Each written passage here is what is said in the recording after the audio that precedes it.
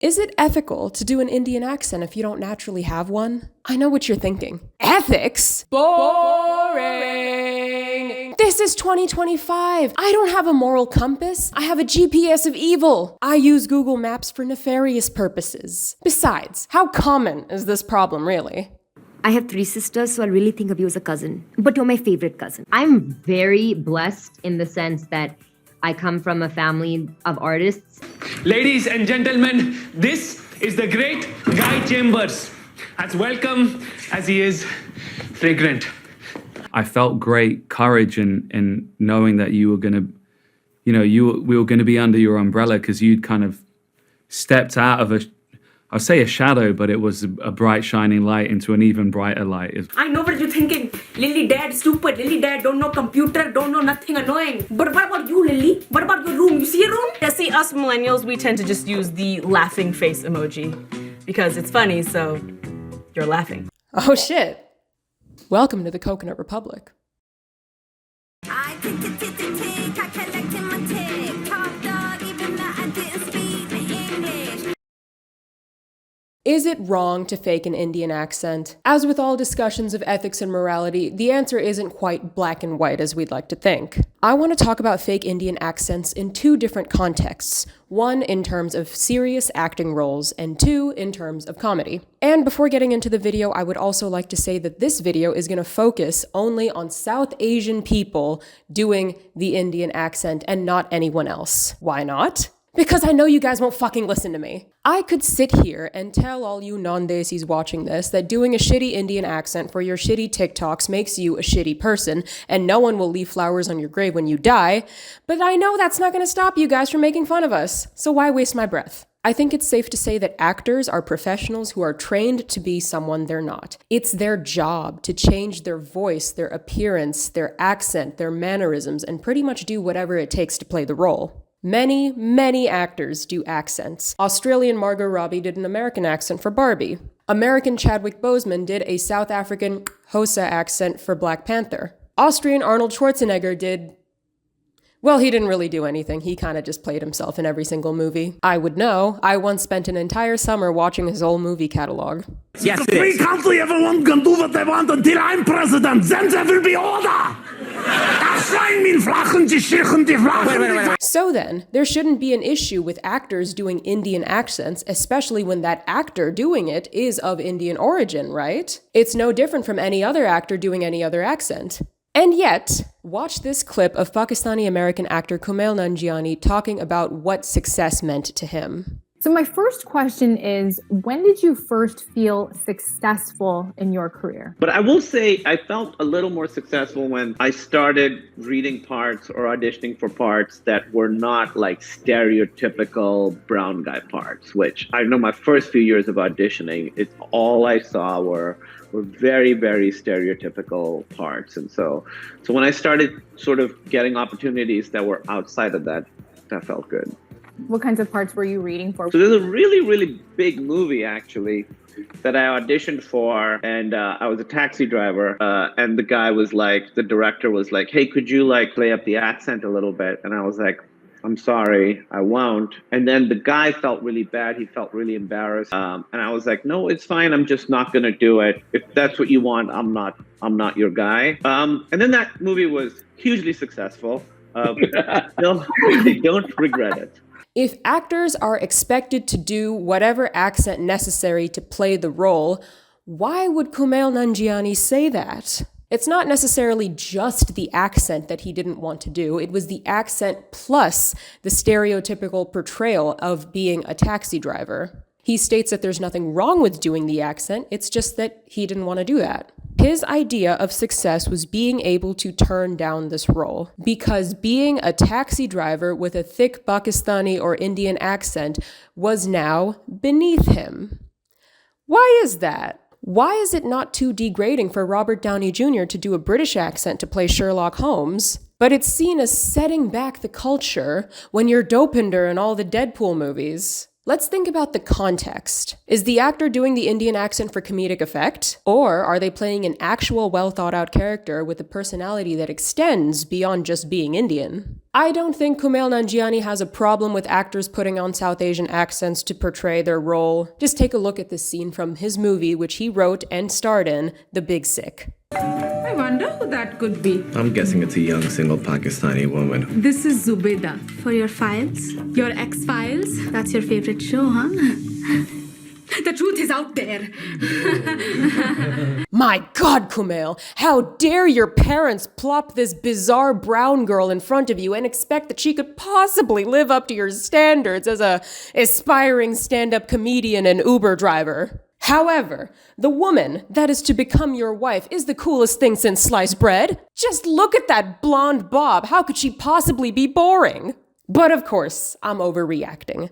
Surely this small little scene in his movie is not completely representative of what Kumail Nanjiani thinks of brown women. It's not like there's a scene in the movie where he takes a box full of pictures of brown women and sets them on fire as a declaration of love for his girlfriend. What did you do? Did you cremate someone? These are the ashes of all the Pakistani women. Not the women, the pictures of the Pakistani women. I thought this was a good idea, and it feels a little stupid.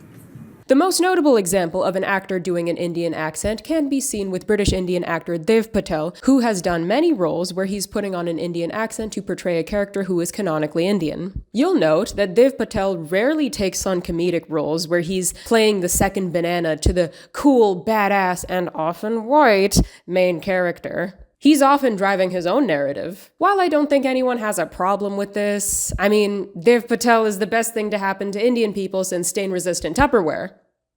I don't think a lot of people want to acknowledge this out loud, but I have been seeing this comment floating around on the internet for quite some time now. There is a growing consensus of mainland Indians getting sick and tired of their story being told by diaspora Indians. You have westernized Indians doing the song and dance of a mainland Indian for a paycheck. In mainstream terms, you have ABCDs impersonating FOBs. ABCD, of course, stands for American Born Confused Desi, and FOB stands for Fresh Off the Boat. I personally am not a fan of these terms. I think they're highly insulting, borderline racist, and create division more so than fostering unity. But I believe I have the power to abolish these terms. As the founder, president, prime minister, commander-in-chief, and supreme leader of the Coconut Republic, I think it's time we get a little bit more creative with our terminology.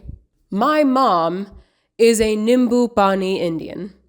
I am a LaCroix Limoncello Indian, whole milk Indian, soy milk Indian, 90s OG Indian, 2020s woke reboot Indian. I think you get the point. Through this method of nomenclature, we're not belittling each other or suggesting that one group is better than the other, but rather stating that diaspora Indians are distributaries of the main river of culture of which they hail from. While some might see the stream of diaspora Indians as completely different entities, they are every bit as beautiful as the main river which they came from. I would also like to mention that the stigma of doing an Indian accent is very much a cultural thing as well. In Desi culture, speaking perfect English is a sign of being well educated. I don't necessarily know how true that is. I mean, I only speak English like this because I was born and raised in America, which consequently means that I went through the American public school system. If you speak in improper grammar or with a thick accent, you are seen as stupid. Never mind the fact that you're fluent in 3 different languages and English is your 4th language. You can't pronounce Albuquerque? Jail. My cousin, who was raised in India, briefly came here to the States for grad school, and he always thought his English was fantastic. He speaks English fluently, like a lot of Indians do, but after spending a lot of time in the American world of business, he said that people make a certain face when he's talking that reminds him that he has an accent. He realized that people are no longer listening to him when they do this. That face means he's officially lost his audience. But I don't want to spend too much time talking about acting. I mean, what do I know about acting, right? But I do know a thing or two about comedy. People think I don't have a sense of humor, and they couldn't be further from the truth. My favorite brand of Indian accent is one that is so absurd that it just bears little to no resemblance to what an actual Indian person sounds like. So long as it's done well, I don't think there's anything particularly wrong with anyone, Indian or otherwise, doing an Indian accent for comedic effect. But here's the problem. It's almost never done well. Multiple times, I've had people tell me, I can do a really good Indian accent. And you know what my response always is? Show me. I want to hear it. If your Indian accent is so good, let me be the judge. And you know, rewatching certain influencers that gained a lot of fame off of doing an Indian accent for sketches online, there's only really one takeaway that I have from it. You must have some sort of unaddressed, deep-rooted resentment of your parents. Because who else is this accent based off of?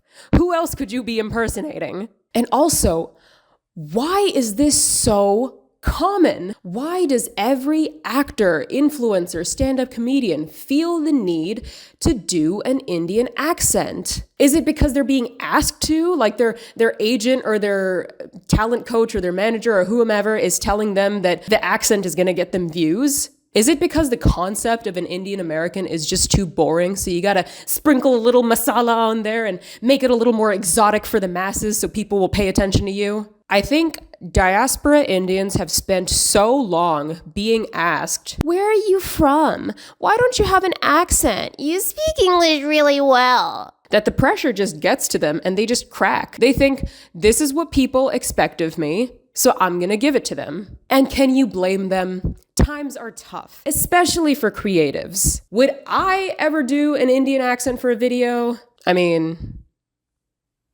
everything has a price, including my dignity. If you ever see me doing an ad read for a brand in an Indian accent, that's kind of a bizarre request of a brand to make, but I mean, if you ever see me doing that, mind your business. Just know I'm in the trenches. Rent is due. So what differentiates what's funny and what's not? Of course, comedy is subjective, so everyone will answer that question differently. But it is my video, so that means my answer is always right. I think what separates the funny from the not funny is who your intended audience is. It honestly seems like some Indian content creators, both diaspora and mainland, are cashing in on the wave of Indian hate online. They're playing into the stereotypes for laughs, and they most certainly know who their target audience is. They know that dancing a silly little jig for the white man's entertainment is what gets them paid. You know, it is funny, really, when you think about it. The more things seem to change, the more they stay the same. How are you? I am under the water. I am under the water, you know. Say, please help me. He didn't even say, please help me. Funny Indian guy, glasses guy. But honestly, I don't think you need to think that hard when you're trying to do a funny accent. Be creative, but more importantly, be stupid. And if there's no ill intent in your heart, then it will not show in your comedy. If it's funny, it's funny. Yo, how's it going, guys? We're at the Taj Mahal in Agra. The vibes are amazing. Green grass, blue skies. It's my first time here. Couldn't ask for a better date. What is up, gang? The litty titty lads have touched down in Agra. It's vintage vibes out here at the Taj Mahal. Grass so green, it's giving green farting machine. And the skies are so blue that blue my chaddi flew. First time means party time. Let's seize the day. Woo! So in closing, I'd like to speak to my fellow coconut Republicans. Before you do that Indian accent, ask yourself, for whom are you performing? Are you doing it for the merriment of you and your peers? Are you doing it to humiliate your parents? Are you doing it for the paycheck? Whatever the answer may be, if you can still look yourself in the mirror at the end of the day and be proud of who you are and where you came from, that's all that fucking matters.